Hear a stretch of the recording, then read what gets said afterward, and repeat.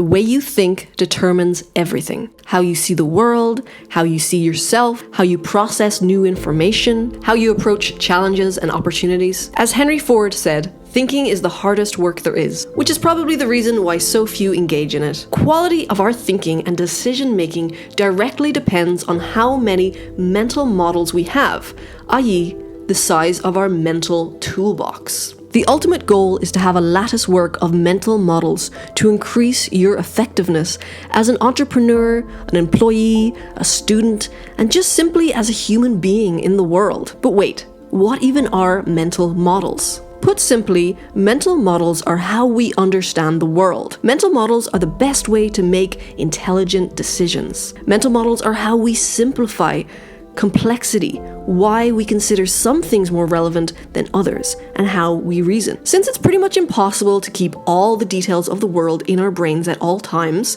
we use these mental models to simplify the complex into understandable and organizable chunks. The problem is that most of us are specialists. So instead of an intertwined latticework of mental models, we have a few from our specific discipline. Each specialist sees something different. By default, a typical engineer will think in systems. A psychologist will think in terms of incentives. A biologist will think in terms of evolution. And this can lead to blind spots. So let's have a look at some of the core mental model. The first one is, the map is not the territory. The map of reality is not reality. Even the best maps are imperfect. That's because they are reductions of what they represent. Our perception of the world is being generated by our brain and can be considered as a map of reality written in our neural patterns. Reality exists outside of our mind, but we can construct models of this territory based on what we glimpse through our senses. The map refers to your mind and your internal experiences, your beliefs, your intuitions, your feelings, your memories, your sensory experiences. And the territory refers to objective reality. Using the map is not the territory as a mental model offers us a useful way to think outside your normal box. It helps you to remain curious. Some ways to put this mental model into action is talking to others and asking for advice and criticism, seeking out opposing views and genuinely listening, challenging your beliefs, and trying to figure out why you're wrong, looking at evidence and things that are more grounded in the territory, i.e. in reality. Circle of competence. When ego and not competence drives what you undertake, you are more likely to have blind spots. If you know what you understand, you know where you have an edge over others. When you are truly honest about where your knowledge is lacking, you know where you are vulnerable and where you can improve. Understanding your circle of competence improves decision making and outcomes. It also helps you avoid problems, identify opportunities for improvement, and learn from others. The concept of the circle of competence has been used over the years by Warren Buffett as a way to focus investors on only operating in areas they know best. The bones of the concept appear in his 1996 shareholder letter. What an investor needs is the ability to correctly evaluate selected businesses. Note the word selected. You don't have to be an expert on every company, or even many. You only have to be able to evaluate companies within your circle of competence. The size of that circle is not very important. Knowing its boundaries, however, is vital. First principles thinking. This approach was used by the philosopher Aristotle, but has been since popularized by Elon Musk, and for good reason. First principle thinking is one of the most effective ways to reverse engineer complicated situations, and in doing so, unleash creative possibility. When Elon Musk began his mission to send the first rocket to Mars, he learned that the cost of a rocket was enormous, as much as $65 million. But he didn't let that stop him. Instead, he reasoned this way. Okay, let's look at the first principles. What is a rocket made of? Aerospace-grade aluminum alloys, plus some titanium, copper, and carbon fiber. And then I asked, what is the value of those materials on the commodity market? It turned out that the materials cost of a rocket was around 2% of the typical price. So instead of getting a ready-made rocket, Musk decided to create his own company, buy the cheap raw materials, and build it himself. And within just a few years, his company, SpaceX, had cut the cost of launching a rocket by almost 10 times, while still making a profit. And that was all thanks to first principles thinking. So let's look at some techniques for establishing first principles. Let's talk about Socratic questioning. Socratic questioning can be used to establish first principles through rigorous analysis. This is a disciplined questioning process used to establish truths, reveal underlying assumptions, and separate knowledge from ignorance. Find a quiet place with your journal and yourself and do the following exercise. Clarify your thinking and explain the origins of your ideas. Why do I think this?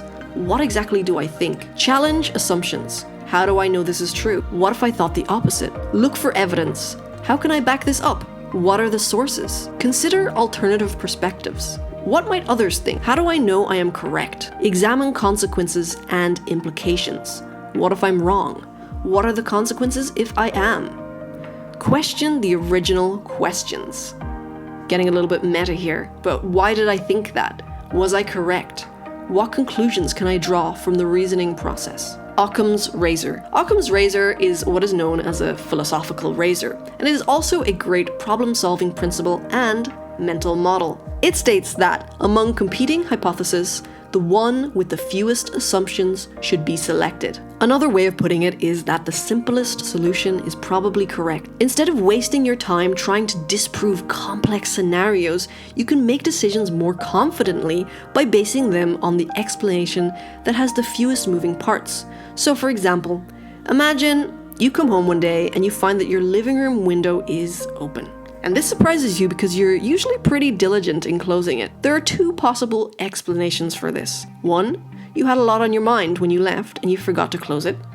Two, someone has broken into your home while you were away. Now the first explanation only requires a little mindlessness on your part, while the second explanation implies that someone had to open your window from the outside, disarm your alarm, avoid detection by neighbors, clean up behind them, and leave just as quietly as they came. By comparison, the first explanation is the simplest and therefore the most likely to be correct. Albert Einstein referred to Occam's razor when developing his theory of special relativity.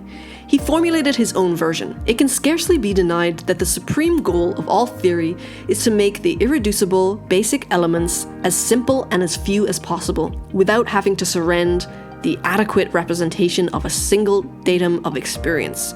Or, everything should be made as simple as possible, but not simpler. Second order thinking. Almost everyone can anticipate the immediate results of their actions.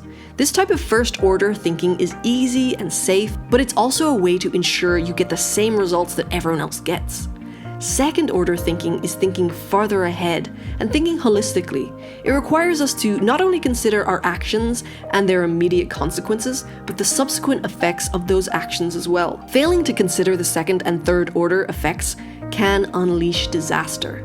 There is a big difference between first and second order thinking. First order thinking is fast and easy, and often yields unpredictable results, while second order thinking is deliberate and complex. It is thinking in terms of interactions and time, understanding that despite our intention, our interventions often cause harm. Second order thinkings ask themselves the question, and then what? Think through time. What do the consequences look like in 10 minutes, 10 months, 10 years? Inverse thinking. The German mathematician Carl Jacobi made a number of important contributions to different scientific fields during his career. In particular, he was known for his ability to solve hard problems by following a strategy of man muss immer umdrehen, or loosely translated, invert. Always invert. Jacobi believed that one of the best ways to clarify your thinking was to restate math problems in inverse form. He would write down the opposite of the problem he was trying to solve and found that the solution often came to him more easily. Inversion is a powerful thinking tool because it puts a spotlight on errors and roadblocks that are not obvious at first glance. What if the opposite was true? What if I focused on a different side of this situation? Instead of asking how to do something, ask how not to do it. Inverse thinking is approaching a situation from the opposite end of the natural starting point. Many hard problems are best solved when they are addressed backward. It is not enough to think problems through forward. So basically, this mental model involves flipping a problem upside down to gain a new perspective. For instance, avoiding stupidity is the inverse of trying to be brilliant. So that comes to the end of this video about mental models for better thinking. Just remember that building your lattice work is a lifelong project.